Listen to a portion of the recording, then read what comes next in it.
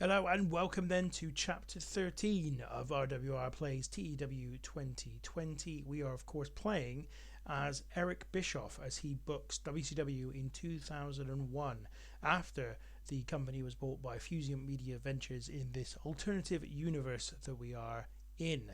And we are up to the go home episode of Nitro before the Bash at the Beach, our next pay-per-view. And before we get into all of that, just a bit of time for me to say, if you've been enjoying the series and you want to continue to follow along, please give us a subscribe. That's really helpful. And thanks for those of you who've been watching and have subscribed to this point. It's really been great to see so many people enjoying the series, and hopefully we've got a long way to go yet.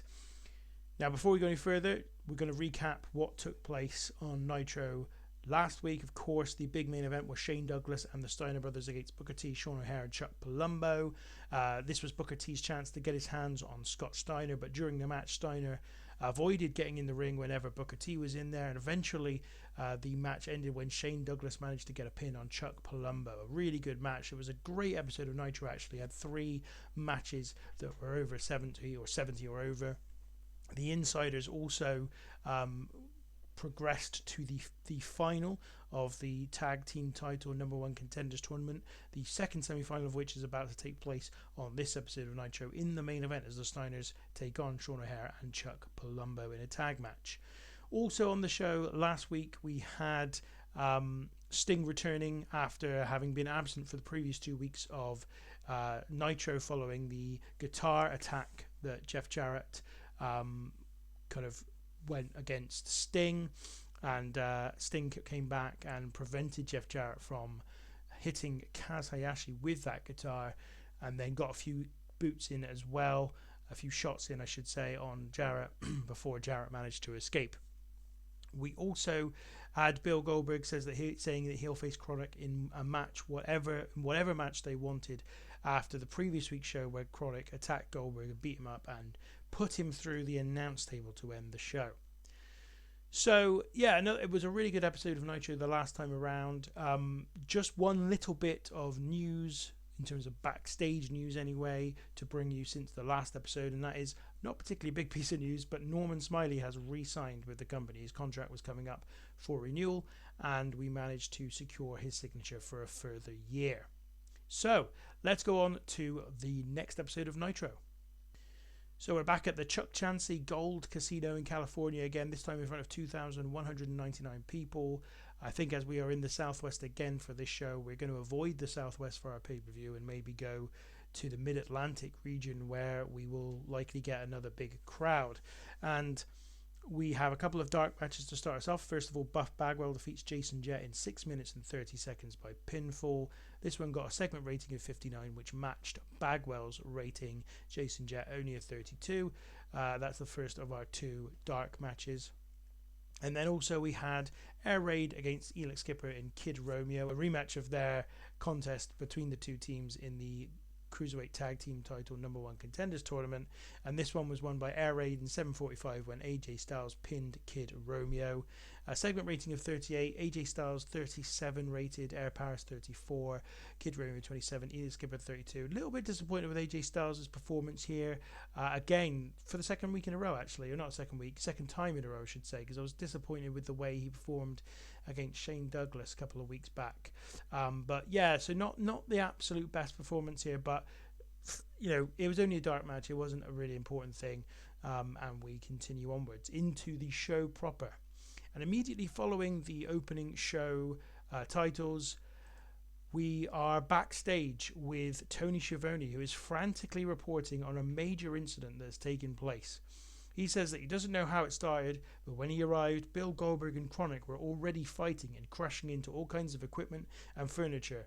The scene shows Goldberg fighting with Brian Clark as officials surround them and another couple of officials briefly holding off Brian Adams until he gets free and jumps back into the melee. Officials and referees continue to separate the two as chaos continues to ensue. Schiavone then says that we have to go to ringside to get the first match of the night kicked off, but he's going to stay there with the incident and report back later on. So segment rating here at 50, you've got Arn Anderson, Terry Taylor, Ricky Steamboat and Dusty Rhodes, all of whom are road agents in the company, trying to help keep apart Goldberg, Brian Adams and Brian Clark. Bill Goldberg was a real star in the segment. Tony Schiavone improvised well, so some decent bonuses that have affected this rating, but only a 50 still, as Goldberg and Chronic's match nears with the Bash of the Beach 6 days away. From here we go straight to the ring, where there are 20 men awaiting the bell to go, and as soon as the cameras are back on the ring, that bell does indeed go. Mike Tenay and Jerry Lawler at commentary say that they will get back to Tony Schiavone in due course, but for now they have the 20-man Battle Royal for a US title shot at Bash at the Beach to call. The participants in the contest are Alex Wright, Bam Bam Bigelow, Bobby Eaton, Chris Harris, Kurt Hennig, James Storm, Jim Duggan, Johnny Swinger, Johnny the Bull, Canyon, Kaz Hayashi, Conan, Lenny Lane, Mark Jindrak, Mike Sanders, Norman Smiley, Reno, Sean Stasiak, The Wall, and Tommy Dreamer. The final four are Kurt Hennig, Bam Bam Bigelow, Canyon and Tommy Dreamer. Firstly, Canyon and Bigelow are working over Dreamer while Hennig is down, but Dreamer manages to avoid a Canyon clothesline and he inadvertently catches Bigelow instead, which eliminates the big man. Dreamer then looks to clothesline Canyon, but he ducks and backdrops Dreamer out to the floor. This left the final two as Kurt Hennig and Canyon, and with Hennig eventually getting the win when both men found themselves on the apron, but Hennig slams Canyon off onto the floor for the win. So Kurt Hennig gets the victory in the Battle Royal. Segment rating here of 58, pretty decent Battle Royal, and Kurt Hennig will therefore face Mike Awesome at the Bash of the Beach in 6 days' time for the US title. So next, the cameras are then thrown backstage to Tony Schiavone again, who is now stood in front of the aftermath of the brawl, which is a mess, but everything seems to have cooled down. Schiavone says that the three men continued to fight for at least 5 minutes after the cameras went to the ring, and finally they got enough personnel in here to separate the two men. Schiavone says that each have been removed from the building and police have escorted Goldberg and Chronic away from the building in different directions. He then reminds everyone that Bill Goldberg will face Chronic in a tornado handicap match at the Bash of the Beach before signing off for now. So segment rating of 55 here. This was just Tony Schiavone talking about the scene that had just taken place. Pretty decent one though at that. Then we go back to the commentary team, and Mike Tenay says that it's time to take a breath. He says we're 30 minutes into the show and we haven't even done our introduction yet. Lauder says that after the Battle Royal we just saw, it's official. Mike Awesome will defend the US title against Kurt Hennig at the Bash of the Beach. Tenay says that also in addition to Booker T defending the WCW title versus Shane Douglas and the Cruiserweight Tag title match pitting Rey Mysterio Jr. and Billy Kidman against Air Raid, 2 more matches have been made official since last week. The first of these will see Canyon and Bam Bam Bigelow against Tommy Dreamer and Terry Funk. Also at the big show, Sting will take on Jeff Jarrett in a major grudge match. Jerry Lawler then says that we will also have the final of the tag title #1 contender tournament, where the insiders await the winner of tonight's main event, the Steiner brothers versus Sean O'Haire and Chuck Palumbo. And Mike Tenay adds not to forget the Cruiserweight title is on the line tonight as Shane Helms defends in a triple threat match versus Great Sasuke and Chavo Guerrero Jr. So another decent little segment here of segment rating of 54 with Jerry Lawler and Mike Tenay pretty much just hyping everything that's going on, not just tonight but also at the Bash of the Beach in 6 days' time. The next match sees Rey Mysterio Jr. versus Shannon Moore in a bit of a nothing match, really, a bit of a time filler. Ultimately, Rey Mysterio won in 7 minutes and 15 seconds by pinfall. Segment rating of 67, Rey Mysterio Jr. a rating of 71, Shannon Moore a 40. The cameras then go backstage to the interview position where Scott Hudson is with Air Raid. He asks them about their match versus Rey Mysterio Jr. and Billy Kidman in just under a week. Air Paris says that they are really looking forward to the Bash at the Beach, adding that this is the biggest opportunity of their entire careers. AJ Styles also adds that despite their gratitude to Rey and Kidman for giving them the title shot, they know they have to take their opportunity, and come Sunday, the gratitude goes out of the window. So segment rating here of 18, Scott Hudson was a mess, AJ Styles didn't do well, nor did Air Paris, so in general a pretty poor segment. This was just a first chance really for AJ Styles and Air Paris to have some talk time, which they haven't had so far since we've relaunched WCW. And as you can tell by the way I've kind of been using AJ Styles a lot, I'm trying to give him as many opportunities as I can to build up his popularity. So far, it's not been absolutely the most successful thing going, but hopefully we can persevere and turn it into something a little better than what it's been so far.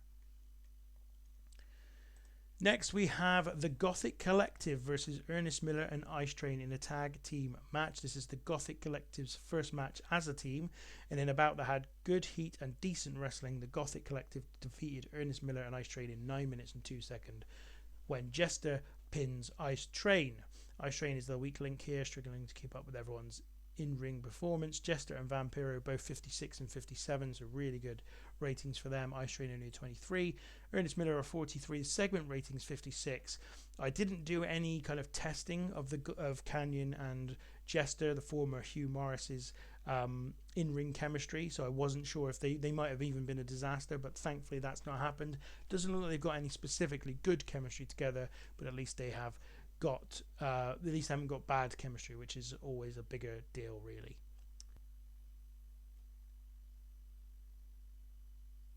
After this, we go backstage again, where Tony Schiavone thanks Scott Hudson for holding the fort while he was otherwise engaged.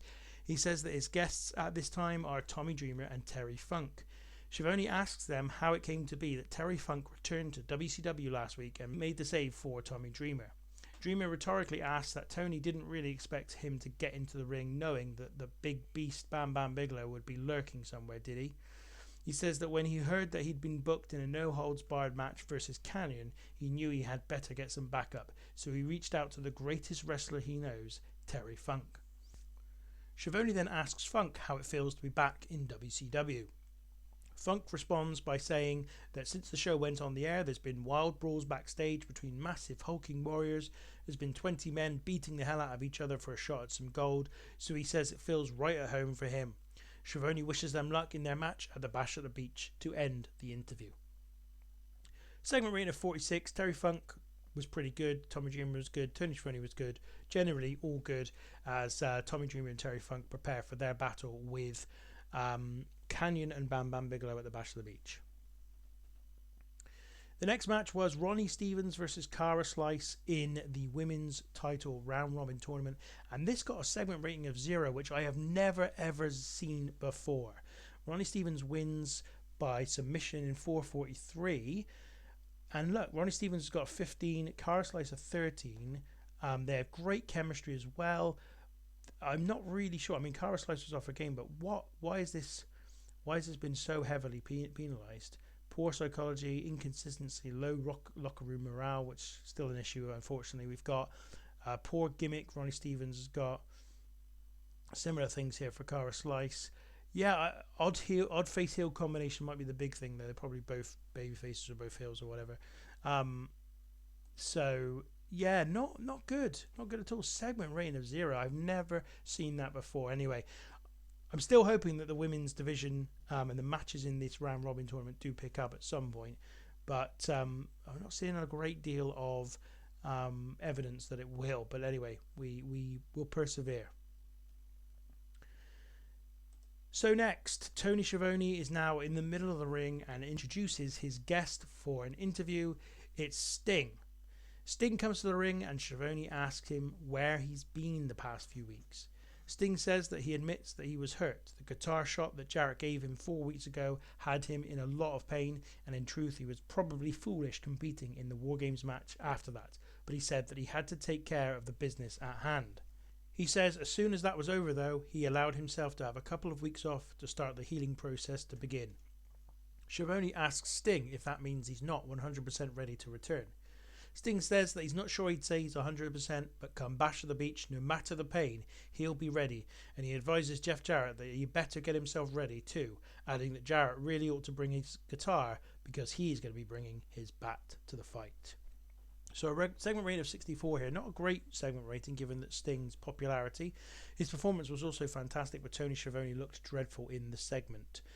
Struggled when going off script. And you can see Schiavone's performance often kind of flips back and forth between good and bad depending on who he's in there with. And if he's in there with someone who's better than him, his performance generally does dip quite a lot. Whereas if he's in there with someone worse or the same, then he's all right.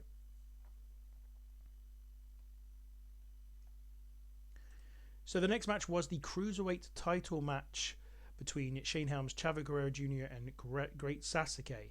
And after Chavo low blows Shane Helms, he looks to hit an exploding gutbuster on Sasuke, but Sasuke reverses it into a small package, and Sasuke gets the pin to win the title. So Great Sasuke has won the Cruiserweight belt from Shane Helms by pinning Chavo Guerrero Jr. This got a segment rating of 55, Shane Helms of 52, Chavo Guerrero 50, and Great Sasuke 48. Chavo even seemed off his game, but still a decent match here with the Great Sasuke coming out with the Cruiserweight title. The next segment is another in-ring interview. Tony Schiavone once again in the ring. This time his guest is Shane Douglas. Schiavone says to Shane Douglas that in 6 days' time he gets his chance at the WCW title and asks him how he's feeling. Douglas says that this isn't just a chance, this is a date with destiny. Douglas says that ever since he came to WCW he's been overlooked, but then the company was relaunched in May and he saw an opportunity to put the past behind him and take his rightful place as the franchise of WCW, and on Sunday night that opportunity becomes reality. Schiavone then asks Douglas whether or not he's overlooking what Booker T will have to say about his destiny. Douglas says that he's not the one guilty of overlooking his opponent.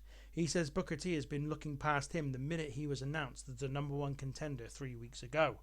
He continues that Booker T has been so desperate to avenge his brother's attack and get his hands on Scott Steiner that he's forgotten that on Sunday night he will be in there with the man that single-handedly killed the NWA, held the ECW World title on 3 occasions, and beat Bill Goldberg in 30 seconds just a couple of months ago. He says that this Sunday at Bash of the Beach, everyone is going to want to tune in because history is going to be made. So segment rating here 59. This was Shane Douglas's last sort of build for his match with Booker T at the Bash of the Beach. Shane Douglas was superb working without a script. So disappointing this wasn't a higher segment rating, but anyway, Shane Douglas has laid it down for everybody in terms of his kind of match with Booker T at Bash of the Beach. Then the main event sees the Steiner brothers against Sean O'Haire and Chuck Palumbo, and in an exceptional match, the Steiner brothers defeat Sean O'Haire and Chuck Palumbo in 16 minutes and 4 seconds when Scott Steiner pins Chuck Palumbo. In terms of in-ring work, as always, Scott Steiner was head and shoulders above everyone else, and the match was obviously the second semi-final in the tag title #1 Contenders tournament. A segment rating of 68, which is fine as a main event segment rating, pretty happy with that. And Scott Steiner again, an in-ring performance of 89, Rick Steiner a 70, Palumbo and Sean O'Haire not so high, but they're still ticking along pretty decently as a babyface tag team. And a really fine main event, absolutely no problem with that whatsoever. After the match, the Steiners are kind of confronted by Kevin Nash and Diamond Dallas Page, the Insiders, and they engage in a stare down with the Steiners as the show goes off the air. Of course, the two teams will meet in the final of the tag title #1 Contender tournament at the Bash of the Beach. Segment rating of 72, nothing specific in terms of the comments here, but obviously all 4 men pretty popular, so this worked well as a closing segment for Nitro and sort of hyping up the last of the big matches that has been confirmed for Bash of the Beach. And that is the show then. That is everything that's going to take place. An overall rating of 66. We've increased our popularity everywhere with another decent episode of Nitro with the Steiner brothers coming out on top of their main event match with a rating of 68. We also had obviously a new Cruiserweight champion, the Great Sasuke, defeating Shane Helms and Chavo Guerrero Jr. in a triple threat match. Sting and Shane Douglas doing some final build for their matches at the Bash of the Beach. Obviously neither Booker T nor Jeff Jarrett appearing on this particular show. We also did obviously the early stuff with Goldberg and Chronic to hype up the match that's going to take place between them at the Bash of the Beach. So lots and lots of build and final build for the big pay-per-view, as this was the go-home episode after all.